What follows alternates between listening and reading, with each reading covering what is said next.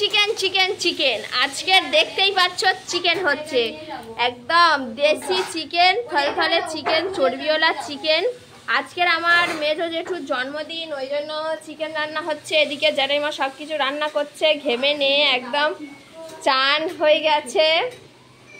আর এখানে দেখো পেঁপে আলুর তরকারি চচ্চড়ি হচ্ছে, বেগুন আলু ভাজা হচ্ছে, এখানে চিকেনের জন্য আলু কাটা হয়েছে। আর এদিকে হচ্ছে বৌদি পায়েস বসিয়েছে, আর আমার দাদা হচ্ছে গিয়ে ভিডিও করছে।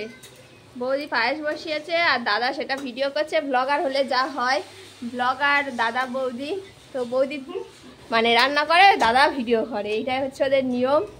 আর আমরা হচ্ছে বাজার থেকে সবে মাত্র এলাম। ও বাবা, এদিকে আমার শুভাঙ্গিনী হ্যাঁ হ্যাঁ করে কাঁদছে। কি হয়েছে মা, কি হয়েছে? এসো আমার কাছে এসো মা।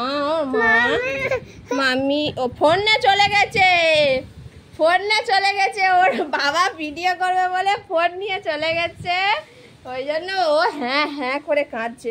বাজার থেকে চলে এসছি বাচ্চাদের জন্য, এই বাচ্চাদের জন্য কয়েকটা জামা কাপড় কিনেছি, আমাদের জন্য কিনিনি এখনও।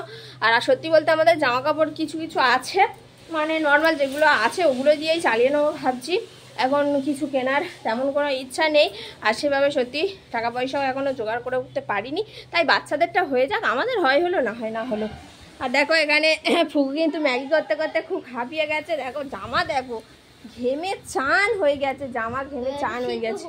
আর এদিকে ভাই মুড়ি এনেছে, মুড়ি কি দিয়ে খাবো? তুই জানিস, বৌদির কাছে দে। আরে কোন দিকে যাবে বলতে, দিকে যাই বলতে কি করবো? মেশাবো? কি দিয়ে মেশাবো? এবার মুড়ি মেশাতে হবে।